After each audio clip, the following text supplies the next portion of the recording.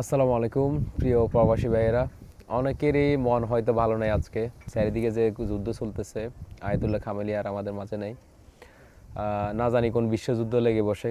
তো আমি যেহেতু ইনভেস্টর, বিজনেস সেট আপ বা এই টাইপের ভিডিও তৈরি করি, ওই দৃষ্টিকোণ থেকে যদি আপনাদেরকে বলি যে সৌদিতে বা মিডল ইস্টে ইনভেস্ট করা এই সময় ঠিক হবে কিনা, বা এখন আমাদের বা প্রবাসীদের কী করণীয়, এখানে যে পরিস্থিতি সামনে কোন দিকে আগায়, কি হয় না হয় আমরা কিছুই জানি না।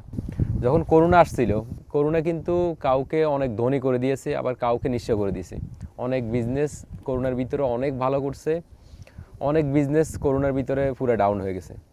তো সামনের কথা দিন চিন্তা করে সামনে পরিস্থিতি কোন দিকে যাইতে পারে, মানে কিছু কিছু কিছু বিজনেস আছে, কিছু কিছু জিনিস আছে যেগুলা সব সময় লাগে।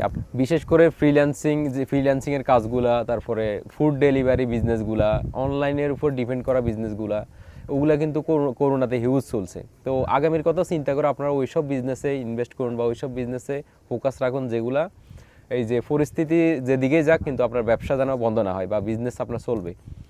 আর সিকিউরিটির কথা বলতে গেলে দেখেন, পৃথিবীতে কোনো কিছু আমাদের হাত নেই, মানে জীবনের কোনো নিশ্চয়তা যেখানে নাই, এখানে আপনি কোনটার সিকিউরিটি চাইবেন? কোনো কিছু সিকিউরিটি নেই।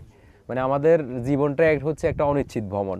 আমরা কোন দিকে যাই, কি হয়, আমরা কিছুই জানি না। তবে যতটুকু আমাদের দৃষ্টিকোণ যায়, যতটুকু আমাদের ধারণাতে আছে, যেটা আমাদেরকে ইনস্ট্যান্ট একটা রিওয়ার্ড দিতেছে, বিজনেস রিটার্ন দিতেছে, ওই দিকে আমাদেরকে ফোকাস করা দরকার আমার মতে। তো আপনারা মানে হতাশ হওয়ার কিছু নেই যে বোমা হামলা হইতেছে বা মিডল ইস্ট শেষ, সৌদি আরব শেষ, এটা শেষ, এগুলো আসলে কিচ্ছু না।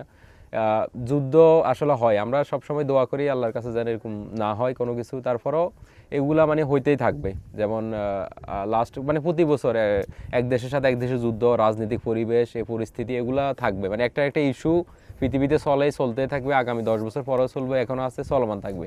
তো আপনারা যারা ব্যবসা করেন বা ক্যারিয়ার নিয়ে সিরিয়াস কাজ করেন, তারা আপনারা আপনাদের কাজে মনোযোগ দেন, বিজনেসে ফোকাস রাখুন।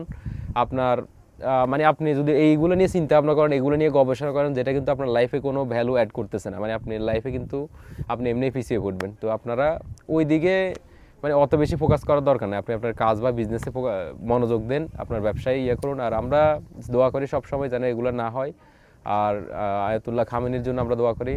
আরেকটা বিষয় যদি বলি আপনাদেরকে, সেটা হচ্ছে যে দেখুন, আয়াতুল্লাহ খামেনির মতো লোক কিন্তু নিরাপদ না, মানে ওদের কাছে কেউ নিরাপদ না।